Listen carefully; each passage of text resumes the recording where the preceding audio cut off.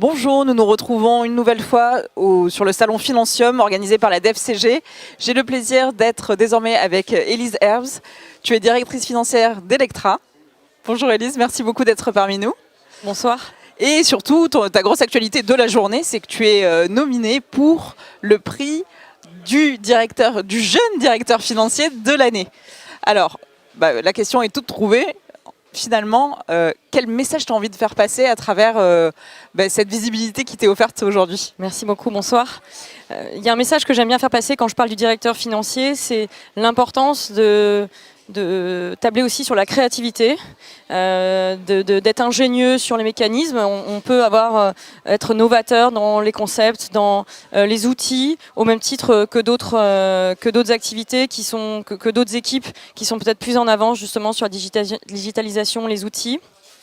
Un message que je veux faire passer aussi, c'est qu'il y a des événements, l'importance de tout ce qui est financier, mais il y a l'importance aussi de tout ce qui est extra-financier, les critères ESG, qui sont importants pour la finance et qu'on doit porter aujourd'hui dans nos valeurs, et aussi sur tous les aspects soft skills, parce que je pense qu'on peut manager différemment aujourd'hui, et ça peut être créateur de valeur, comme je pense que je l'ai montré avec ce projet. Alors, les projets d'Electra, justement, quels sont-ils pour cette fin d'année et puis pour 2024 Qu'est-ce que vous avez envie de dessiner pour le groupe dans les futures années? Alors on a une croissance assez rapide, mais on a encore beaucoup de choses à dessiner, comme tu le dis.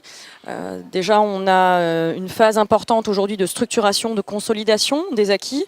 Quand tu as une croissance rapide, il faut aussi montrer qu'elle est pérenne, qu'elle est durable et que tu as construit aussi en pensant à l'avenir. Et c'est l'aspect anticipation aussi, tu vois, dans les aspects du directeur financier. C'est un peu le chief future officer. Il faut penser aux étapes d'après et de les anticiper toujours au maximum.